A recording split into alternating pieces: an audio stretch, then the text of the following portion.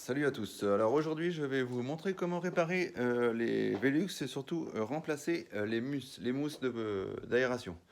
Donc pour ce faire, j'ai commandé le kit de chez Velux qui se trouve sous cette forme, hein, et qui est fait pour de multiples types de Velux.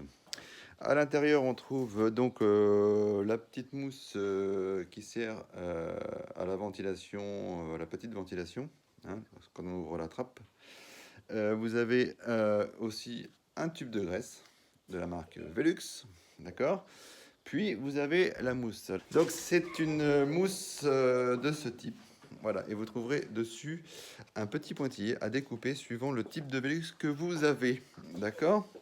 Donc avec ça là, je vais pouvoir faire au moins 3 Velux, ce qui fait que avec un kit à 30 euros, j'ai pu réparer 3 Velux. Donc il s'agit de remplacer cette petite mousse qui se trouve sur la trappe ici, vous voyez comme ça là. Donc il faut juste enlever les deux petites vis qui sont là, d'accord.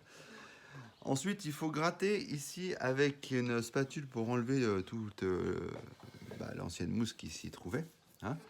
Et puis vous allez trouver ici dans ce petit compartiment la mousse qui est à remplacer, qui est d'ailleurs très très sale, hein, parce qu'au fil du temps elle se salit, parce que c'est là, par là que passe l'air pour aérer le Velux. Donc je laisse ça pour le moment. Voilà, donc là je vais gratter toute cette petite partie et je vais remplacer la mousse qui sert à l'étanchéité pendant l'hiver. Voilà. Voilà, donc je vais vous montrer une fois que la mousse est remplacée. Vous voyez, donc là c'est impeccable. Maintenant on a une bonne étanchéité. Ici dans la réunion, alors là on voit pas très bien, mais voilà, c'est ici là, dans cet espace qu'on remet la mousse propre. Voilà. Tout ce qui est graissage, il suffit de mettre une petite noix de graisse sur les équerres ici, sur les potences, hein, mais vraiment pas beaucoup, hein, un petit peu, hein. Donc juste une petite noix ici et sur le devant ici au niveau des deux crochets, ainsi que de la petite coulisse. Voilà.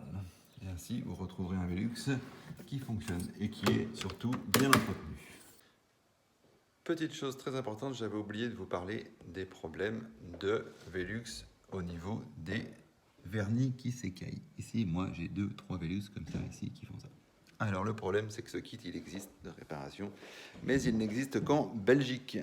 Et les Belges ne veulent pas les livrer en France. Certainement qu'il y a un petit truc avec Velux France qui ne le font pas. Donc il va falloir que je trouve un produit de remplacement ou que je vois directement du Velux. Voilà.